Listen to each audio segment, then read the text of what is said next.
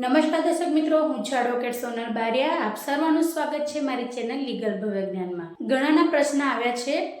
કે અમારે મોટા ભાઈના નામે પહેલેથી જમીન ચાલે છે, બરાબર છે, 7/12 ની અંદર, તો અમે નાના ભાઈ તરીકે જો જમીનની અંદર નામ દાખલ કરવા માંગીએ છીએ તો નામ દાખલ કરી શકીએ? તો મિત્રો, એના વિશેની તમને થોડી જાણકારી આપી દઉં કે પહેલાંના સમયની અંદર એવું હતું કે ઘરના જે મોટા ભાઈ હોય તેમને મોભી તરીકે ગણવામાં આવતા હતા, અને એટલા માટે જ જ્યારે પણ 7/12 ની અંદર નામ દાખલ કરવામાં આવતું તેવા સંજોગોની અંદર માત્ર ને માત્ર મોટા ભાઈના જ નામ દાખલ કરતા, નાના ભાઈઓના નામ દાખલ નહોતા કરતા, બરાબર છે. તો મિત્રો, હવે પરિસ્થિતિ બદલાઈ છે અને નાના ભાઈઓના પણ નામ દાખલ થાય છે, પરંતુ જો પહેલેથી જ મોટા ભાઈના નામે જમીન ચાલી આવતી હોય, બરાબર છે, 7/12 નો ઉતારો,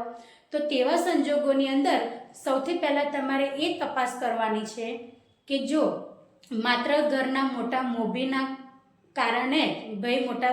મોભી માનવામાં આવતા હતા તો એના કારણે જ ખાલી એમના નામ દાખલ થયા છે,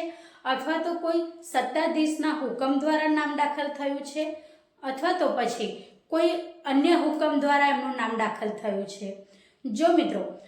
તમારા ભાઈનું નામ સામાન્ય રીતે ઘરના મોભી તરીકે જ નામ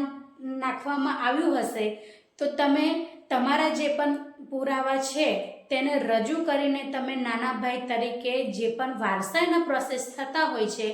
તેના આધારે તમે તમારા નામ દાખલ કરી શકો છો મિત્રો, બરાબર. એટલે જે તમારા ભાઈનું જે 7/12 ની અંદર પહેલેથી જ ભાઈઓ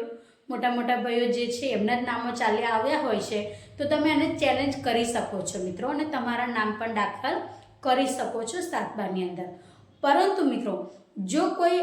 એક અલગ સ્પેશિયલ કોઈ ઠરાવ દ્વારા નામ તમારા મોટા ભાઈનું દાખલ થયું છે, અથવા કોઈ સત્તાધીશોના હુકમ દ્વારા જો તમારા મોટા ભાઈનું નામ દાખલ થયું છે 7/12 ની અંદર, તો તમે ગમે એટલો પ્રયત્ન કરશો તો એ તમારા નામ દાખલ